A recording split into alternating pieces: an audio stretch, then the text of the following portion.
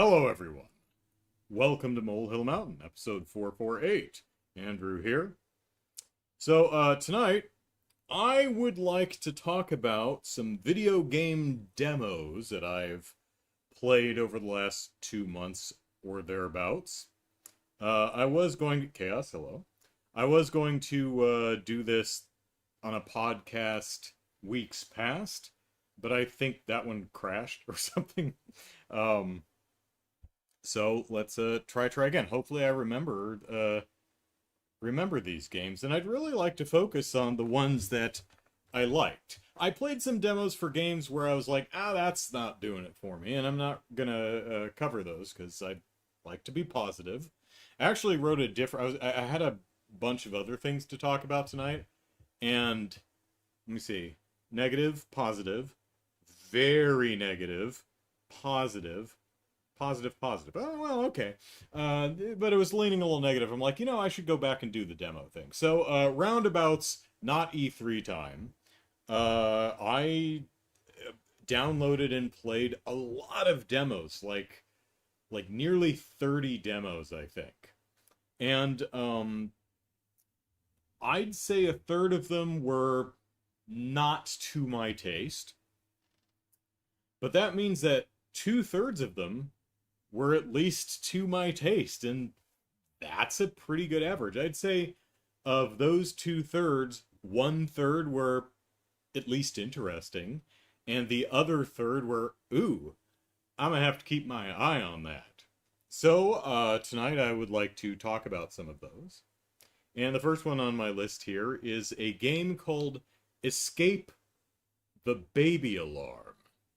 So, the conceit of this game is you are an overworked, very stressed, new, seemingly single mama who has an infant who you are monitoring with a baby monitor, or as the game refers to it, a baby alarm. And you get sucked into the baby monitor, and you have to play little puzzly logic mini games that all are representative of your emotional feelings and stress of being a new mother. So the various puzzles are themed on feeding the baby, trying to find times to sleep,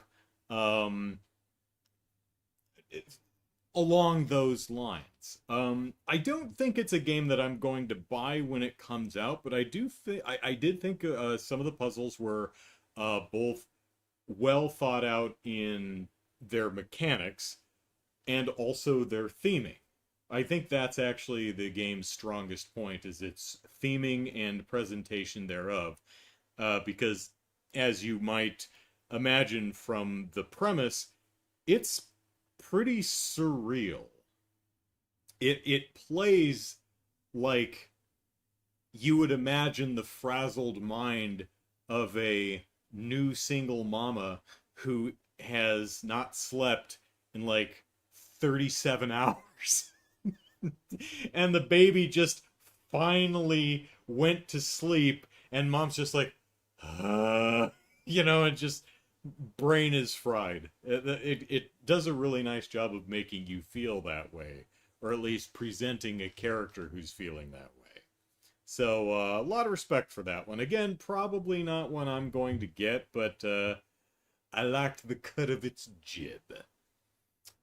The next game I'd like to talk about is I Nima. It's an interesting little game.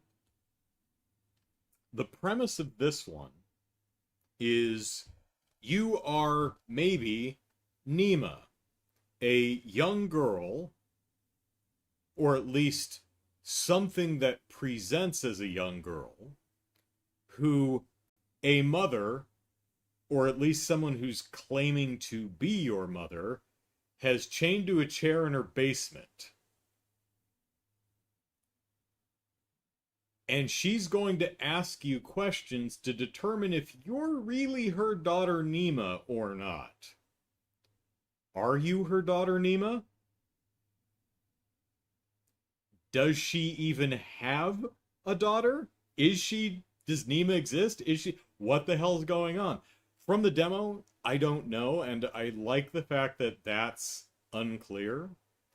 So it's a really interesting presentation because you are playing as Nima question mark, but you don't know if you are an innocent victim of a completely crazy woman or if you are some unspeakable horror in the guise of this woman's daughter and are trying to talk your way out of getting forcibly lobotomized. Um, it it's interesting. So how does it play? Kind of interestingly, you are alone in your basement room for a little while, and in the style of point and click adventures, you can look around the room and click on stuff, and doing that adds words to your vocabulary. So if you click on the plushie, you'll get the plushie word, or if it's a plush whale or something, you'll get the word whale. And as you click around the room, you get more and more words, and then you have a section of the screen that's a representation of Nima's brain, and you can drag different words onto it, combine different words to make new words. And the idea is to build up your vocabulary of relevant words to survive questioning by the woman who has you chained to the chair in the basement. Because she's going to come down eventually and start talking to you to try and determine if you're really Nima or not. And you need to learn all about Nima and Nima's family, or at least what mom wants to hear. Are you Nima and you have amnesia? Don't know. Are you something pretending to be Nima and just trying to save yourself? Don't know. Kind of interesting. So when she starts asking you questions, you are armed with your vocabulary of words and you try to answer in the way that you think she wants to hear, because otherwise she's going to straddle you and forcibly lobotomize you in a first-person POV, which is effectively creepy. Cool premise. I like the presentation. I think the mechanics are at least interesting. From what I understand, the demo that I played is at least a year old, which is encouraging because I found the main mechanic of combining words to create new ones wanting a bit. I'd say like 40% of the combinations didn't make as much sense as I thought they should. Because I think what they're going for is stuff like if you combine like the word father with occupation, then you're going to get janitor, scientist, or taxidermist, or something, right? You're like, oh, I'll combine father and occupation. I'll get what my father's job was, so that when she asks me about daddy, I can actually answer in a way that sounds like something Nima might say. As you explore the room, you might figure out what the name of the plushie is, and you might be able to use that information to answer the questions correctly. Cool idea. I think some of the word combinations are a little opaque. But again, the demo is like a year old, so it's probably one of the things they're working on. Anyway, neat game. I'm looking forward to seeing more on that one. Another one that caught my eye in one of the, I think, 24 game pressers that I watched. It's called Sucker for Love, Crush Landing. So this is a dating sim. I've played a couple. I've liked pretty much none of them. But this one I thought was interesting looking, because the premise of this is a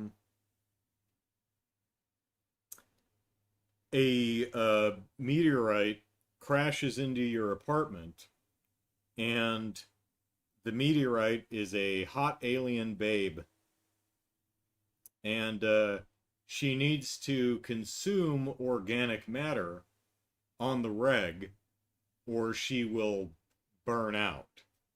And we can't have that because she's quite attractive. And we're a horny anime dude, I guess.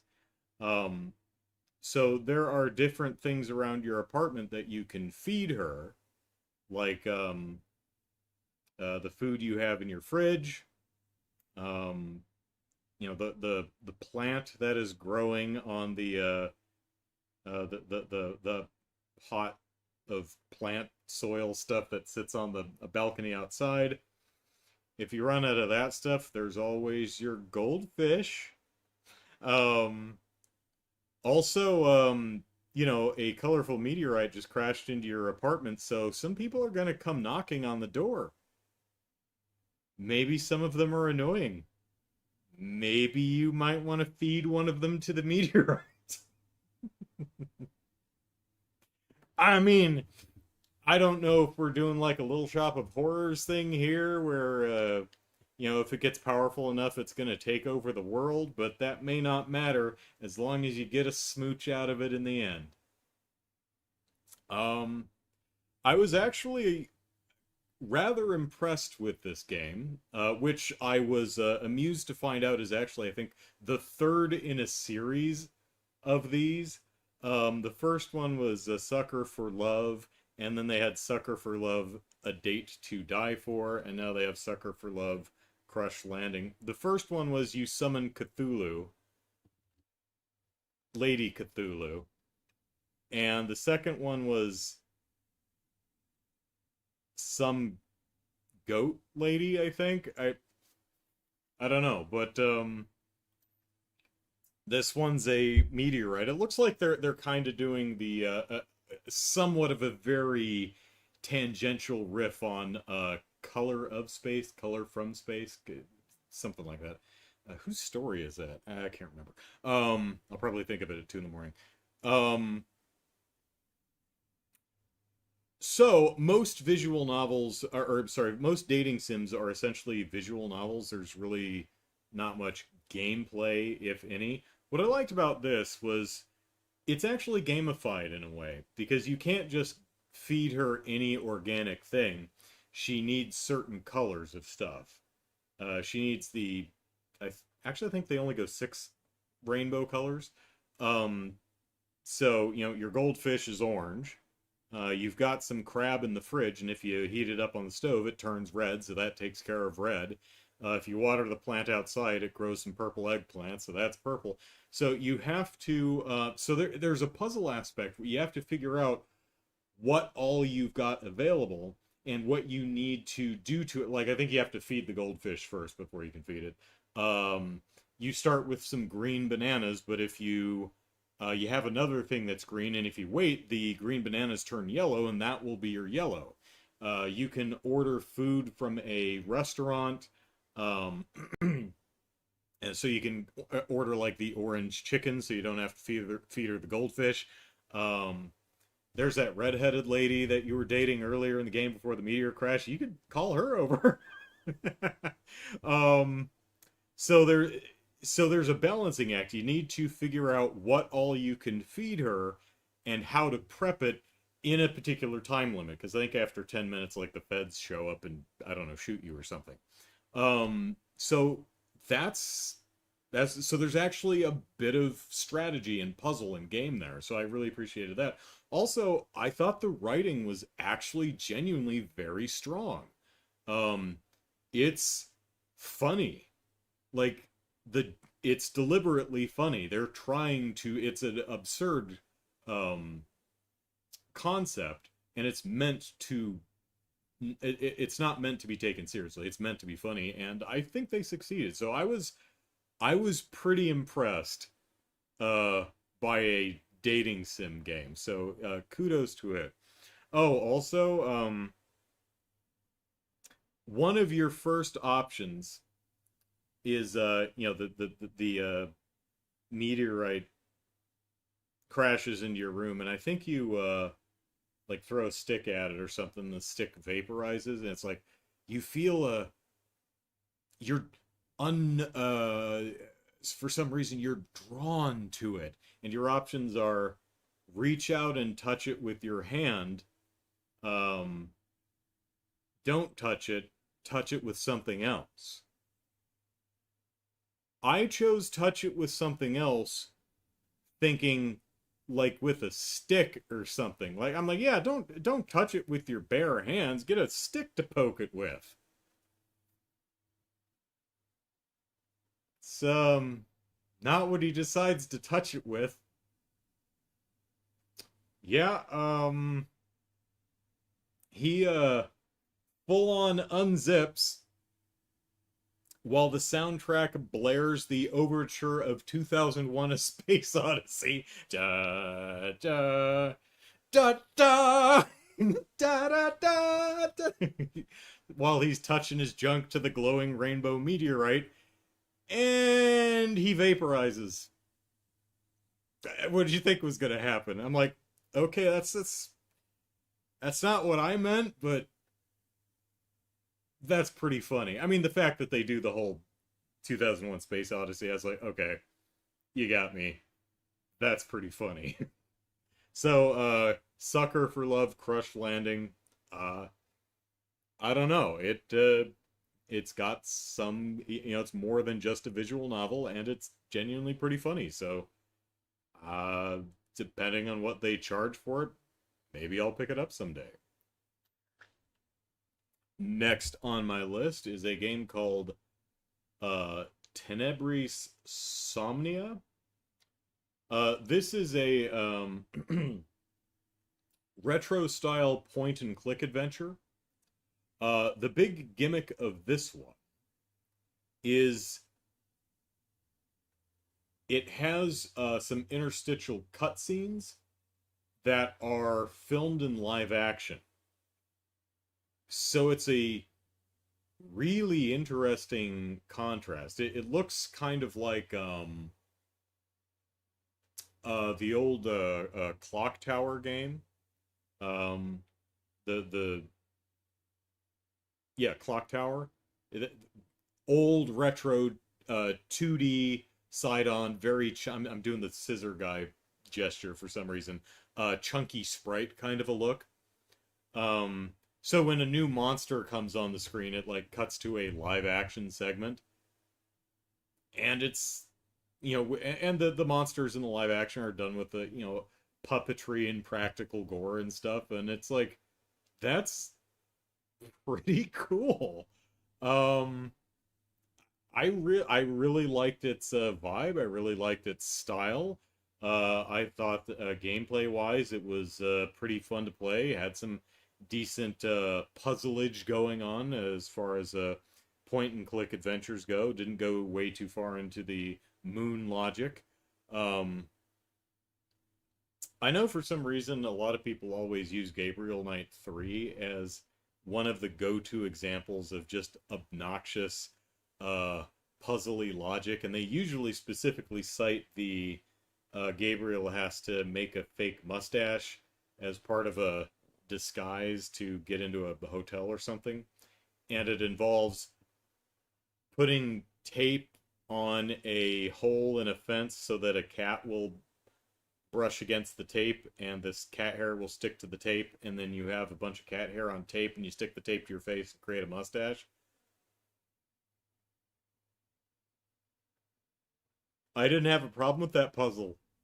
It's weird years later hearing, oh man, the moon logic, point and click adventure moon logic, like in Gabriel Knight 3 with the cat hair mustache. I was like, yeah, I remember that. I didn't have a problem with that at all. Weird. Um, of course, you have games like what is it, King's Quest 5, where I think there's a Yeti later in the game and you have to throw a pie in its face. And if you didn't happen to notice and pick up the pie at some point early in the game and didn't like eat it or throw it at somebody else, that's the only way you get through. If you didn't pick up the pie, or you ate the pie, or you threw it at someone else, or if you don't have that pie when you get to the Yeti, I think you're boned. I hope you made a lot of saves or something, because I think you're screwed at that point, if I'm remembering correctly. I think that's King's Quest 5. 4? No, I think it's 5. Anyway, Tenebris Somnia. I'm looking forward to seeing more of that. I really like that one. The next two I have to talk about are very similar. They're both kind of haunted computer games. They're the you are playing on a computer, like the game screen is a OS desktop, and you're clicking around on the desktop figuring things out, and something possibly supernatural is going on. So there's two of these. One is called Desktop Explorer, which actually just came out. I thought it was interesting. I didn't get into too much like, oh, the computer is possessed. I think it's actually your computer. I forget. Anyway, it's interesting because at least in the demo, all it's a puzzle game, and you have to use you have to be good at navigating specifically Windows File Explorer in order to solve puzzles to unlock each subsequent uh you have a you have a folder, and in your folder are a couple different files that will give you hints for the password for the locked file that will allow you to go a folder deep into the next puzzle. And the solutions are always weird stuff like viewing the source code or resizing the window or showing hidden files, uh, doing actual file explorer manipulations. Very interesting approach. And as you get further, sometimes some of the clues you have to go back to previous puzzles to find new files or do so. There's also I don't think he runs ScanDisk at any point, but there is a you have to rename a file at one point. It's got like the wrong extension on it. I don't recall seeing another game that quite takes that approach to puzzle solving. Man, if you're not a computer person, if you're not, hip to the intricacies of File Explorer, particularly for Windows operating system, you're probably going to be very lost and frustrated with that puzzle game. But I found it kind of unique enough to be really interesting. The next game is kind of similar, but I found it a bit more engaging because of its story and presentation. It's called Lily's World. And the premise of this one is you, the player, you found a laptop in a dumpster, and you take it home and you open up and you turn it on, and it appears to be some high school kid's laptop from like 15 years ago. And you're like, oh, and so you're poking around and you're reading this kid's old blog and her old emails and text messages, and you start learning about who this person was and what she was doing back in 2004 or something like that. And you figure out her passwords, and so you can unlock more things like her email and her chat, and get into the administrator section of her little web blog, and you start learning that her mom may have put her in a cult, and she may have like her therapist was a cult member who was possibly misprescribing some medication to her, and you're like, whoa, what the hell happened here? And then suddenly the instant messenger sounds, and it's one of her friends that you had read about in her various chat logs and emails, and she says, who is this? And you're like, hi, I just found this, laptop in the dumpster, and she's like, this isn't Lily? No. Yeah, because she's been missing for almost 20 years. You're like, oh shit. And there is a hint at the end of the demo that it isn't just Lily's friend who noticed you come online. Someone else noticed too. And it's probably not good that they did. So I thought that one was well put together. I thought the story was really interesting. I thought the presentation was nice, and I thought the way the puzzles are laid out were quite well done. How you start piecing together what happened 15, 20 years ago, how you figure out like her various passwords to get into her blog and stuff like that. I think that one has some potential. So that one got a thumbs up for me. Hey Lee. Let's see what else. Hansel and Gretel, except this is called Gretel and Hansel. Apparently this is based on like a Newgrounds game from 20 years ago. Another point and click adventure game. You are Gretel. Hansel is there. Kinda useless though.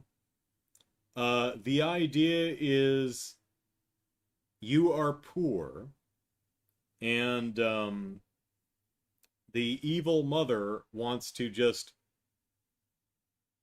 take the kids out into the woods and dump them there just so they have less mouths to feed.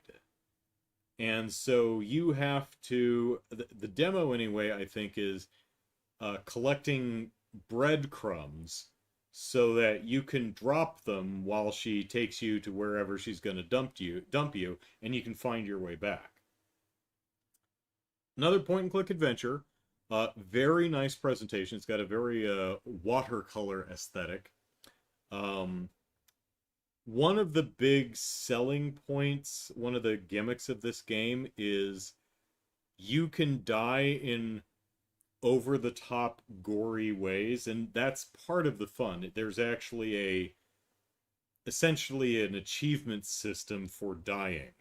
There's like 50 ways to die in this, and every time you die it's like, aha, you got it, let's check that off the list. That one, it's got a nice sense of humor. The puzzles are pretty good. I think that watercolor presentation is really attractive. I assume you meet a witch in the woods at some point. So I might check that one out too. It is pretty damn fun. The deaths are gory, but they're gory in a very Garbage Pail Kids kind of a way, where it's disgusting, yes, but it's also just so over the top that it's chuckle worthy if you have a 12-year-old sense of humor like I do. Let's see what's next. Rosewater. Another point and click adventure. What can I say? I'm a child of the 80s. I grew up on a lot of the my friend Ricky, who was in Boy Scouts, he had a computer and he had a lot of Sierra games. So my first video game experiences were like King's Quest and Hero's Quest and stuff like that on his PC at his house. In fact, when we got an Atari 7800 in like 87 or something like that, because it had dropped in price, Ricky gave us all of his old 2600 games, because he had the old Atari 2600 they didn't play anymore, so, and the 7800 was backwards compatible, so not only did we have Pole Position 2 on the 7800, but we had all the old ones, like I think he had Pole Position 1, Pac-Man, Miss Pac-Man, Missile Command, Centipede, all the old stuff. Good times, good times. Anyway, Rosewater. RPG, not RPG, point and click adventure. This one is a Western. You play a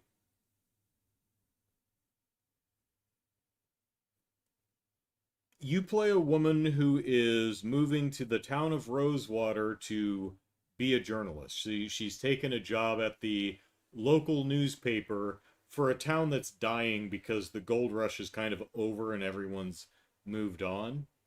Um, you also, as I played through the demo, I learned that this player character here has a background as a either a boxer or like maybe kind of a underground pit fighter. It's not clear if she was like, legit fighter or was just doing some underground fights for cash. Because it turns out that your EIC, the woman at the paper who hires you, recognize, oh, you're the Hurricane Sally or whatever it is. Like, oh shit, someone recognizes me. So that's the premise. And what's interesting about this game is it's got an element of steampunk to it.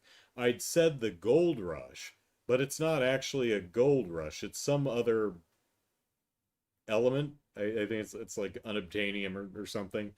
Um, and also there's this kind of background story where there was a this brilliant, Nikolai Tesla kind of a guy at a World's Fair event that was showing off his big science invention that blew up and vaporized like 15 people. It was a big thing. It was in all the papers. You definitely heard about it. But as you play through the game, you get in a bar brawl, and you talk to a guy who's putting together a posse different diverse folks with different talents to um, find the guy's the guy who vaporized everyone at the party. He's apparently got a hidden treasure somewhere. So you're hired as the muscle on a team, that has the planning guy, the guy who's good at throwing knives, the other person, and I'm sure you'll pick up some more people as you go to go hunt for treasure, and that's where the demo ends. Um, have I played the Pac-Man World games? Those are the side-scrolly adventure ones. I think I played like, if I'm remembering which ones those are, I think I played one of them. It was probably like Pac World 2 or something like that. I know I've played one of them. Again, if I'm remembering which game that is. Hello, Jared. Anyway, Rosewater. It's attractive. The writing and dialogue delivery is nice. It's got a fun setting and premise.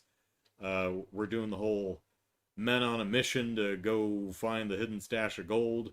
Everyone has their, our characters, the muscle, we've got the brain, we've got the throwing knives person. I think I imagine that one lady that disappeared somewhere is probably going to pop up again and join our motley crew. So, sounds like a good time. I'll probably pick up that one at some point. Let me look at Pack World 2, see which game that is, see if I'm remembering which game it is correctly. Pack World.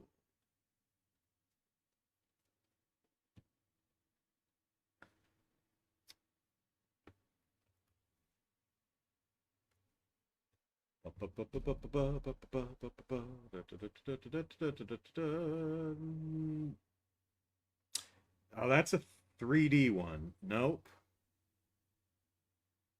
No. No, I didn't play that one. The one I played was a like a side-scrolling adventure one. I don't remember what it was called. I think it was like on the Super NES. Uh, I don't remember what it was called, but no, I just looked at pictures of Pack World and Pack World 2, and I'm pretty sure I haven't played those. Those look like a Banjo Kazooie esque 3D collectathon kind of games. I haven't played those. The one I played was a 2D side-scrolly kind of adventure puzzler, and I forget what it's called. I think it was on Super NES. So maybe you'll know which one I'm talking about.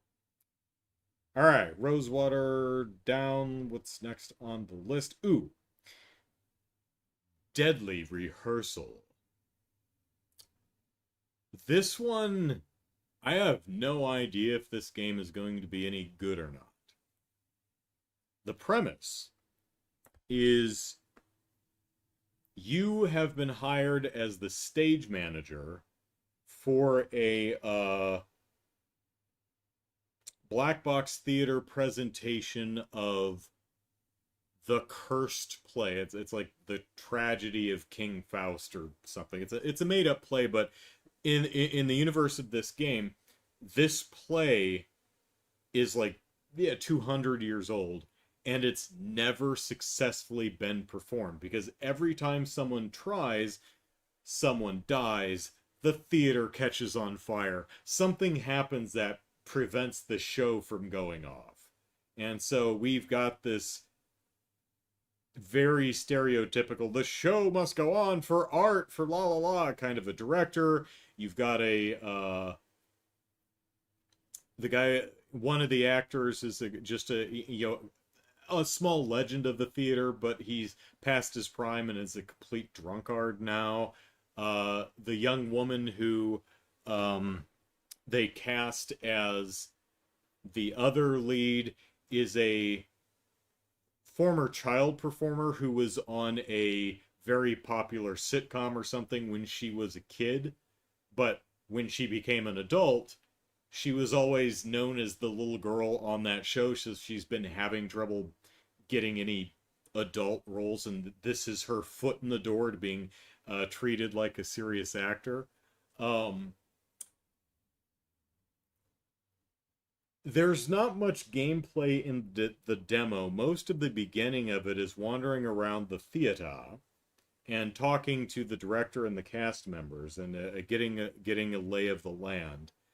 The last bit of the demo is working the lights and scenery change and sound effects for a tech run through. And the idea is we need to make sure this goes off perfectly because it's a cursed play and someone's probably going to die, right? The lighting rig is going to fall from the ceiling and crush someone. Anything. I don't know how much gameplay there is, but I really dug this one. I dug this one so much that once I finished the demo, I had to call my sister and talk to her about it. Oh no, Jared, yeah, I do love, you may like 2, put that on the list of Rex for you, Pac-Man World 2. Yeah, I do like collectathon games. I even like Donkey Kong 64. Love the Banjo games. Yeah, I like the, the late 90s, early 2000s 3D collectathon games. I mean, some of them suck, but, lots of them are great.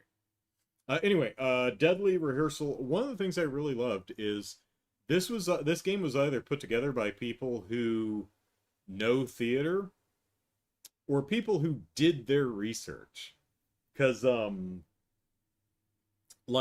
there's so many small details that they just got exactly right. Like you go into the green room and there's the wall that all the cast members of all the different productions have signed and written little notes on. I have seen that in so many green rooms, and that's just a little detail that you really only know about if you've been in a bunch of green rooms, or again, if you've done your research. The way the theater is laid out, where they put the fact that the prop table doesn't fit in the little black box and it's just out in the hallway, just sitting out in the damn hallway. The prop room is clearly just a closet. I found all that just incredibly charming. being a theater kid myself. My sister more so than I. My sister's not just a theater kid. She stage managed plays and operas for at least a decade. So she's been in that role of a stage manager, and so I was like, I want Kelly to be here and play this with me because I think she'll get even more of a kick out of it than I do. Um, you go into the dressing room and there's the rolling hanger rack for the costumes, but there's clearly just a bunch of old costumes from other productions that were just left there. Oh, just so many small details I just genuinely love. I have no idea if the game is going to be any good. Um, there's not much of a game, at least as far as the demo goes. There's not much gameplay there, but I really like the premise, and it gets so many of those tangible theater details correct that I just couldn't help but be utterly charmed by it. So I might give that one a, shot if it ever comes out.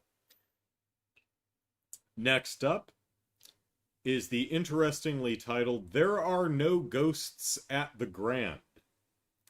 A game that, when I first saw the trailer for this, it looked like one of those not a game games.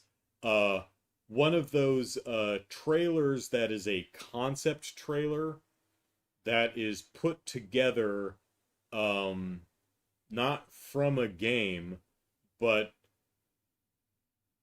put together as a, they make a bunch of sequences to cut a trailer together as a concept trailer to try and get investors interested in the project.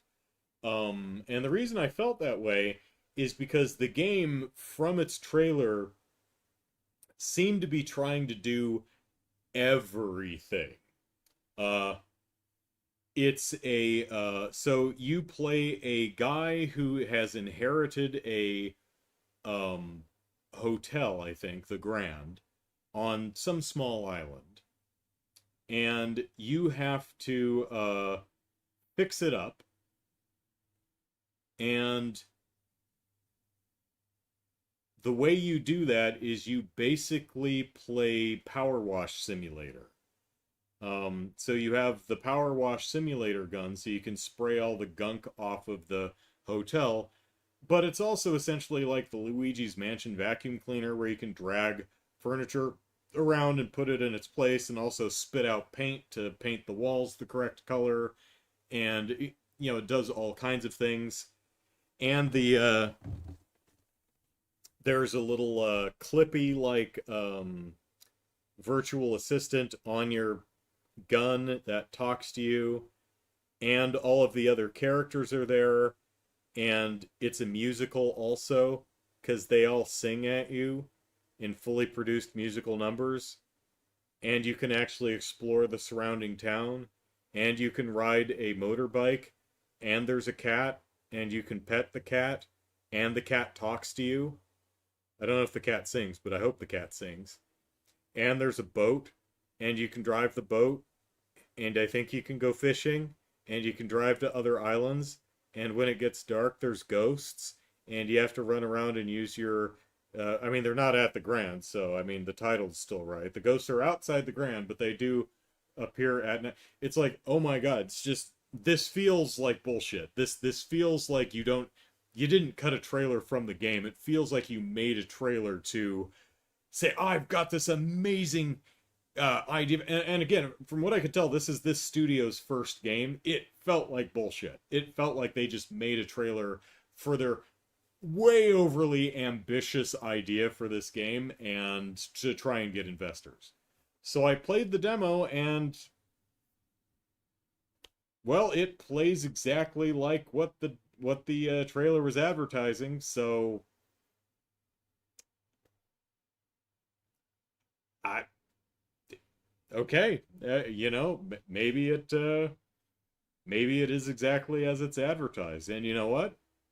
I really liked the demo. I thought it was a lot of fun to play. I thought the different mechanics worked really well. I thought there's only one song in the demo, but it was really good. Unfortunately, she was singing at me while I was driving the boat, and I kept looking at her performance because she doesn't just sing, she's also gesticulating, and she's got a performance. She's doing choreography, not a full dance number or anything, but she's emoting. It's a musical. I want to watch her, but I also don't want to drive the boat into a rock. So, I'm like driving this boat. I'm like, musical performance. Am I going to crash anything? Okay, musical performance. I'm really excited to check this one out. I hope this one ends up being what they're selling because I like what they're selling. I think it comes out in October, so we shall see. I also finally found and played the Resident Evil Requiem demo, which hit PC a long time ago, but I figured it'd be on the PS5 at some point, so I just waited. And it did hit the PS5, and then I couldn't find it, and then I forgot about it. And then, um, I forget what the solution was, because, like, it, like, wasn't listed among demos. I can't remember how I found it. I think you had to search for it specifically. I don't remember. It's some weird thing where it wasn't where I thought it would be. Anyway, I found it, and I played it, and I'm like, wow, this seems fun. And I think the news this week is Resident Evil Requiem has just surpassed Resident Evil 5, I think, as their best-selling RE game, so yay. So yeah, looking forward to Resident Evil 9 Quiem at some point. So yay Resident Evil. Always been a fan of that. Oh, let's see, what else do I have on the list here? Oh, here we go. Another interesting one. This Bed We Made. So the premise here is you are a maid at a hotel, and you're a bit of a snoop. And so in the demo, you go into this guy's room to, change the sheets or empty the trash, do your maidly duties, and you find the room's occupant has transformed the bathroom into a dark room for developing film, and there are pictures hanging up in the, over the tub, and they're pictures of you. Creepy. Why has this guy been taking pictures of you? Should you call the police? Should you tell the manager? No, of course not. You should snoop. So, you should snoop around the room and figure out the combination to the safe and see what's in there. The game essentially makes my computer light on fire. My PC ran really, really hot trying to run this sucker. I had to really tone down the settings further than I felt I really should have needed to. But so it could use some optimization, I think. But I like the premise. I think it milks some interesting tension out of should you just empty the trash and leave, or should you maybe rummage through this guy's sock drawer? What if they come in the room and get a little ornery? You might lose your job. I think it mines some decent tension out of that. I think the puzzles that are presented in the demo are pretty decent. You have to actually read the stuff that the bit you have to go through the trash and read the back of the envelope and remember stuff and what it means to figure out what the combination is for the safe. I liked it. I thought it was I thought mechanically it worked just fine. And if it tells an interesting story, it might be a fun little investigative mystery game to play through. In fact, they just advertised I don't know if it's a sequel or a DLC or a side story or what, but well, they made another one which takes place like a couple of years later on a cruise ship or something. I don't know. Anyway, This Bed We Made. Interesting. And lastly, I played the demo and then subsequently bought and played through. So spoilers, I liked it. A game called Paper Perjury. This game is Phoenix Wright, and it wears that influence on its sleeves quite proudly. And there's nothing wrong with that. Capcom hasn't made a Phoenix Wright game in quite a while, and this is a good version of that. In this one, you don't play a lawyer. You play a clerk at a police station who keeps getting roped into assisting the detectives who are investigating a burglary, an arson, a murder, a couple different things. And so you assist with investigating the crime scene, interviewing the witnesses, and then if someone comes under suspicion, then they get arrested and are taken downtown, and we interview them properly or interrogate them in the interrogation room. There's no, in this first game anyway, they are making a sequel. In this first game, there's no court. All of it is split between investigating the crime scenes and then interviewing the people who've been arrested or are being held for questioning if not outright arrested. So it's not a pixel hunt game. So finding all the clues in the environment is not a challenge. It's just there are things to click on and learn and add them to your inventory of evidence. But what's interesting about this one is when you're first talking to people, they'll give their statement, which are, 5 to 7 lines talking about what they saw or what they think happened, so on and so forth. And as you investigate the different places and gather more and more evidence, if you're paying attention, you may remember, wait a minute, this piece of evidence I found contradicts the thing they said. So it's not just in the not the courtroom, but the investigation room where you're finding contradictions. That's the big part of the gameplay. Is you listen to what people say, then you scroll through your list of evidence, and you throw it back in their face, go, aha, objection, right? It's charmingly rendered. It's got fun characters, decent story. The puzzles and mystery are pretty well conceived, I think. Most of the overwhelming majority of the which evidence goes with which statement are logical, even if they may take you a bit to go, oh, here, this is why, right?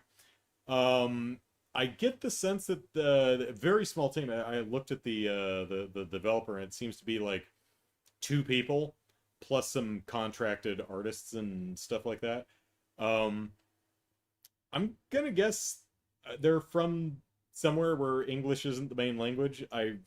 Because there's some oddities to the way some of the dialogue is presented, which sounds like English is not the first language. It's not a problem. It's not even there a lot. But occasionally there's a couple wording things that are just odd and kind of in a way that can make things a little confusing, and it feels like it's just a kind of a language barrier thing. Doesn't happen too terribly often, but and there's a couple typos in there, but like every written work there are very few written works of any length that don't have a couple of typos. This one's got enough to actually make note of it. Doesn't ruin the experience. It's not sloppy.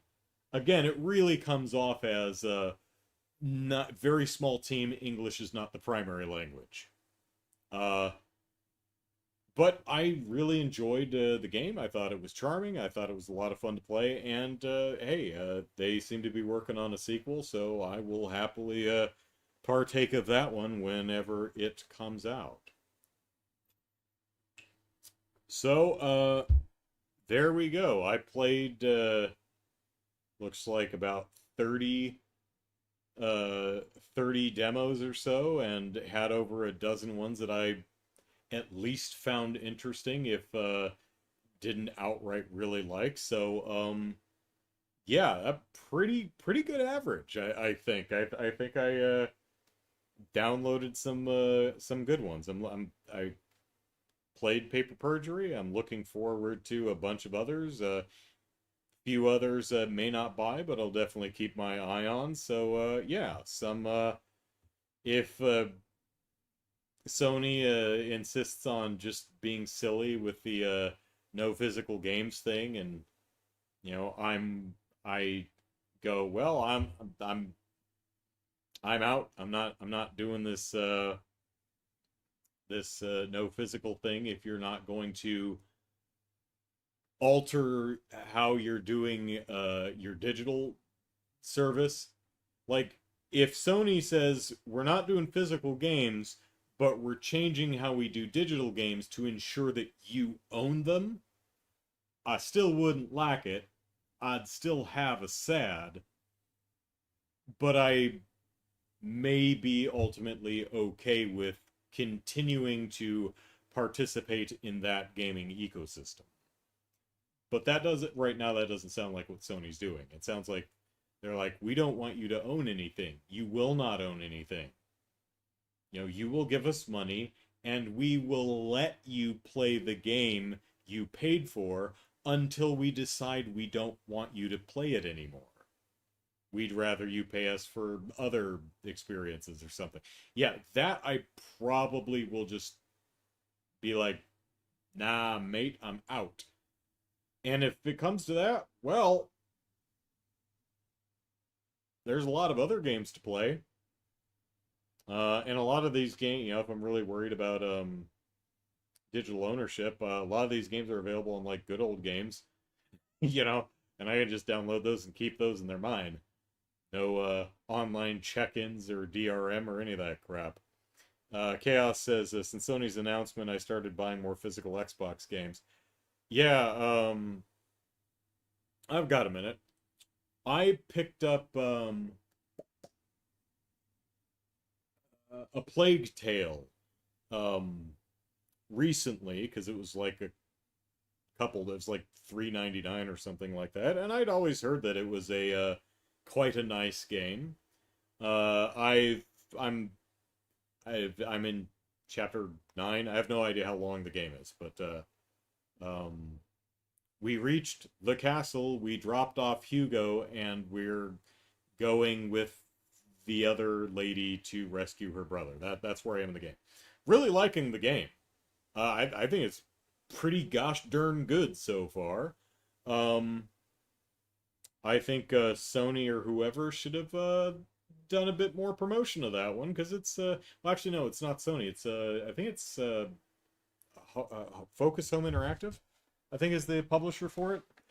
So it's not a Sony published game, so it wouldn't really be their so they may not have had the budget to really market it more than they did. But yeah, I was it wasn't something that was particular. It was a game I'd heard about, but it wasn't anything particularly on my radar, and it was on sale for $4, so I picked it up, and I've been playing it this week and really like it. And yeah, I'm unless this game completely face plants in the back half, I'll probably pick up the sequel. I saw it for like 30. It's actually currently digitally on sale for $17, but like Chaos is saying, you know what? I may shell out the $35 that it costs for the physical version.